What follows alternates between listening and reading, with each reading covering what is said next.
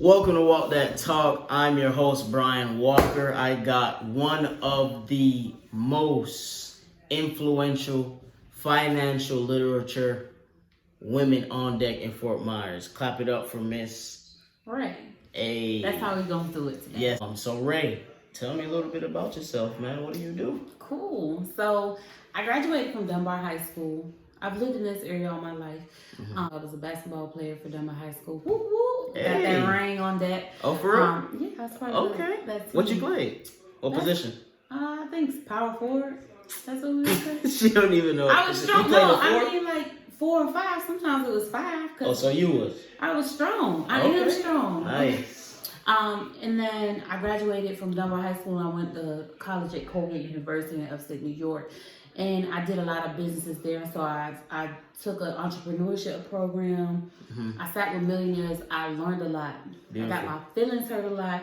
And the thing that I was most passionate about was going back home and teaching it to other people.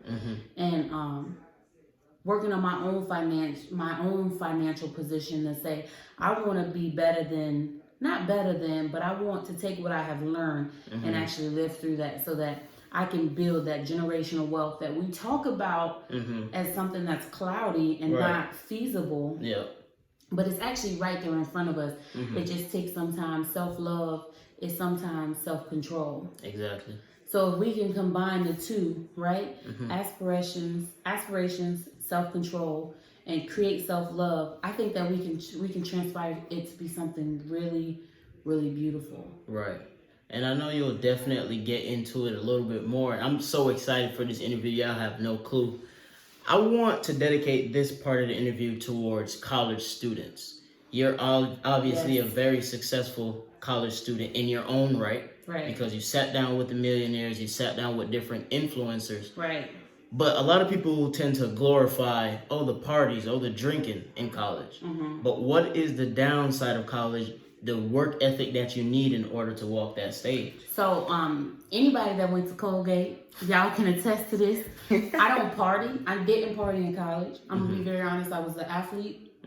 So I woke up early in the morning. I lifted. When I say early, I mean really early. What time is early? That's about 5. Yeah, right? A lot of people ain't doing that. You need to get on it. I'm telling you right now, it's beneficial. So we were up probably 5 lifting, and then you run up the hill to go to class. It's snowing, right? You have classes, and then you have lunch, and you back down the hill for practice, right? You might have to go back up the hill for more classes, and then you ending your day about to pass out because you got work to do or stuff like that.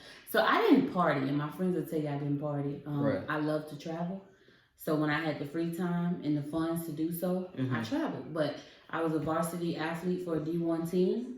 I was an academician first and foremost, right? And then I worked. I worked the entire time I was in college until my senior year when I was doing job interviews. Wow. Right? So I was flying out 2 times a week to go down to Florida, to fly to New York, to fly out to I need to fly to Boston. I need to fly to Philly. I need to fly to Pittsburgh. I need to fly to Cali. So it was like I'm constantly doing all these job interviews my senior year. So I wasn't able to work full time, right? I might have did 5 hours here, 10 hours there. Gotcha. But I didn't party. That was not my life. Really? I knew all the partiers because I was an athlete, right? So all the athletes, we party, we hang out together. But I never was in the parties. Okay. They used to call me like boring sometimes because I'm like, I'm gonna stay home. You had a different vision. Right. Like, I just ain't want to play. It's a waste of time. Man. So, as we were talking about a little bit earlier, you said you sat down with multiple multi-millionaires. Yes. What is something that they implemented in you that stuck to this day? Like, what is one piece of advice that you always repeat in your head? Like, okay, I gotta do this to get there. Ooh, that's good. I mean, when I sat down with them, you didn't know they were millionaires, right? Until you sat down with them. But the way that they thought, right? It's not the way that they talked about money or the way that they processed money. It was the way that they thought, right? So they always thought to push forward, push ahead of what was in front of you. Right. So if you're going to think about a problem or a situation, don't think about what you're solving now. Think about what it is going to build itself to be. Gotcha. So, for example, I tell people all the time, what do you want to do with this? Where do you see it? Right. Oh, I mean, I like, okay, is it a side hustle or do you want to make this a business? Right. Right. And what is that going to take to get it to be a business? Right. Because right now you got a side hustle and it's good. It's bringing you good extra cash. Right. Cool. But what is this going to take you to? Where is this going to go? And so I think that was just the mindset of, okay, you're solving this problem, but then what makes you different? Right. How is your business going to be successful? How are you? And I mean, I'm getting hit with these questions and I'm just like, well, it's me. Right. And it's like, that ain't enough. Right. It's a lot of me's out there. So it was just a mindset of, okay, so what? Yeah. Like you're here, but now you got to think ahead of time. You have to play offense. Don't play defense. Right? So I think that mindset of just thinking like that constantly. Okay, I graduated. Oh, wait, I graduated in May. Okay, it's November. I should be doing job interviews. Right. Right? So that's how I end up with Suffolk. Shout out to Suffolk. Right? So like, you're thinking 10 steps ahead of the 10th step. Right. Right? So it's like, I'm 20 steps ahead already. It's not, how am I going to pay this bill? This bill was paid 4 months ago. Right. Right? Oh, man, what am I going to do this weekend? Oh, that weekend was planned for me 2 months ago. Right. And it's like, everything doesn't have to be planned, but it's sometimes where strategic planning is necessary to get to the next step. Level, yeah. And that's a mindset. That's not just with money. That's just not with working. That's just not with life. But it's a mindset that you have to have. For sure. All right. And most millionaires, they tell you, these are some quotes that I've read myself. They say they think 3 generations ahead rather than just for Saturday. They say poor people think for Saturday and rich people think for generations ahead. So correct. That is something that I personally took, and I've been running with that ever since. On our brief conversation, you made a good chunk of change doing penny stock. I've saved over 85% of my salary. Okay. Right, from when I started working in July. I started working in July. And a year ago, I put $20 into a penny stock. $20. $20. Right? And one of those stocks had an ROI return of over 300%. 300%. Right? So I did make a chunk of change off of that, right? Right. And then once you learn how to do calls and puts with your trade options, you're able to make a lot of money off of that. Right. So in your course, in your seminar that you're going to hold, are you going to elaborate on that a little bit further? Are you going to help some people out? Or? Yeah. So I am going to dissect it a lot. I'm not going to go into the nitty gritty of that, like the calls and the puts and how to do this and how to make that. But I will tell you how to start looking at stocks and knowing if you want to invest your money into that. When you invest right, you will see the returns that you'd like to see. And to be honest, and I hope nobody takes this the wrong way, if you're one of those people like, oh, it's not gonna work, oh, she don't know what she's talking about, don't waste your time. Because at the end of the day, we're trying to talk to those people that want to build generational wealth, that sees a better future for themselves rather than living from paycheck to paycheck. Those are the people she wants to cater to. So those people tune in, that living paycheck to paycheck. What can you tell those people in order to save a little chunk of change so they can invest it when the opportunity comes? Right. So I think that's a complicated question. Why you say so? I can't say, hey, you live in paycheck to paycheck. You need to save this so you can invest into that. Because that money might they might need that money now. Right. Right. So I do say this. Right? It's 2 ways to save money. Either you spend less of it or you make more of it. Right? Very true. So I can't tell somebody that's living paycheck to paycheck, listen, you need to take this money, your little extra spare change you might have for like a hot dog on a good day. You need to invest that. No, that's unrealistic, right? People have real life problems. But I will say is, are you maximizing your time?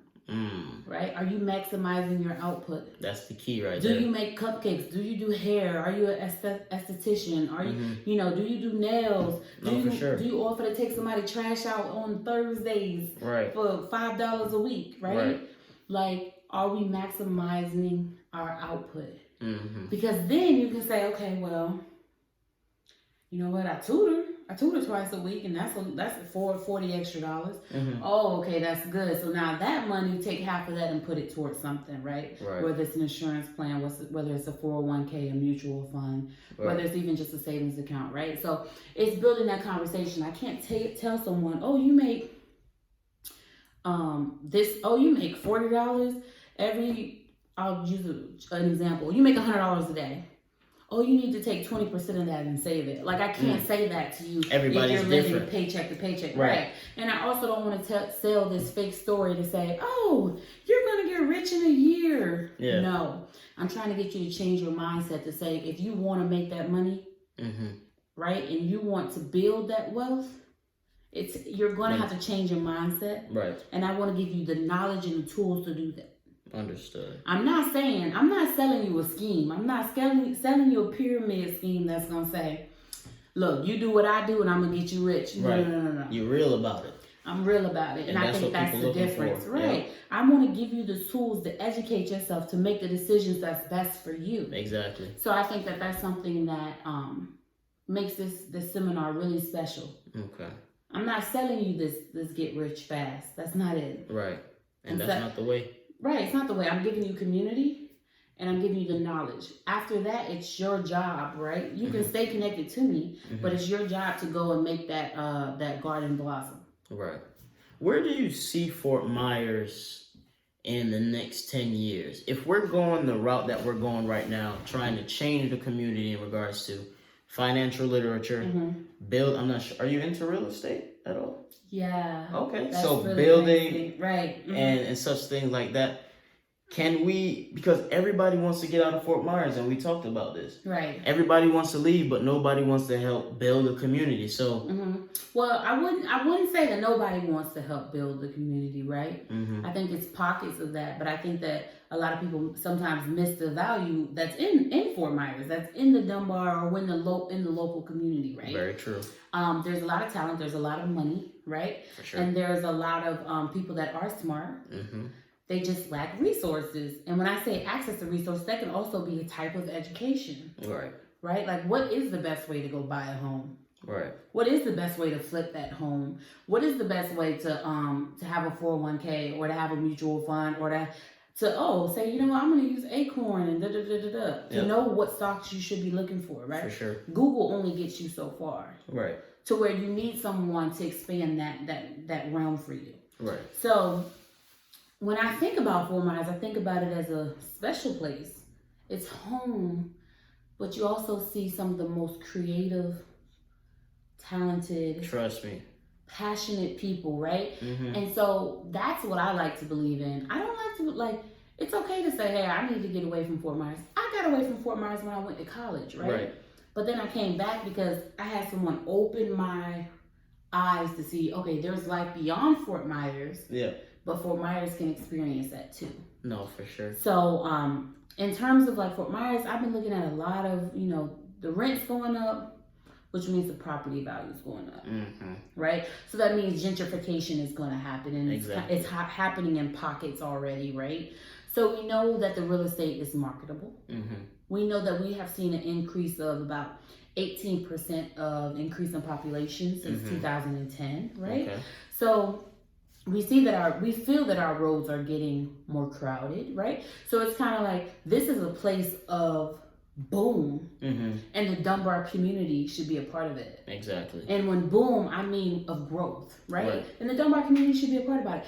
Fort Myers residents, the people that live here and have built it to what it is now, should be a part of that growth.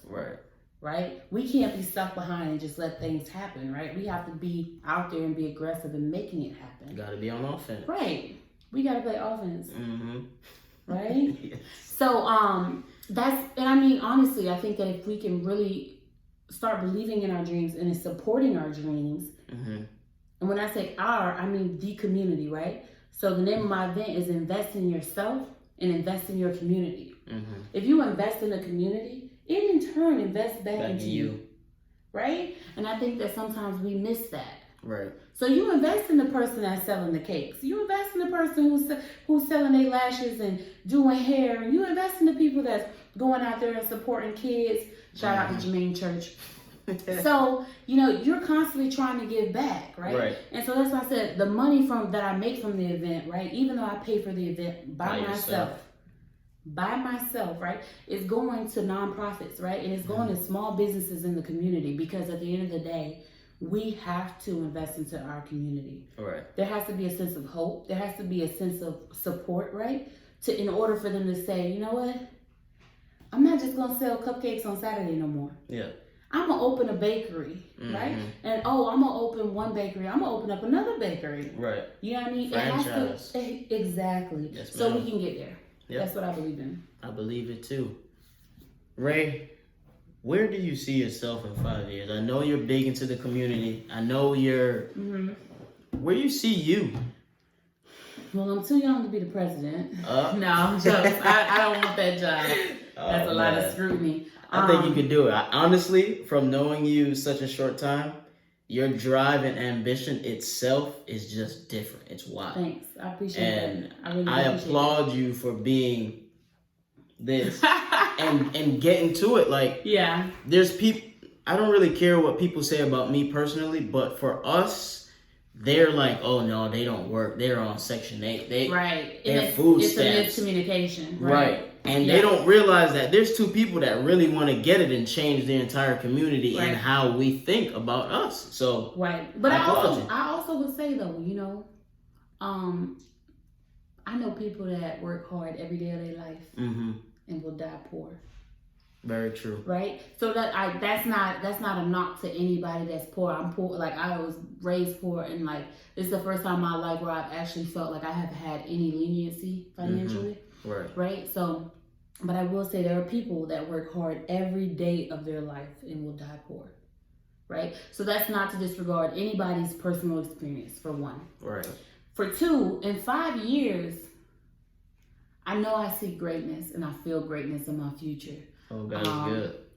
God is good. I like to see things manifest. Right. So I speak them out in prayer. You know what I mean?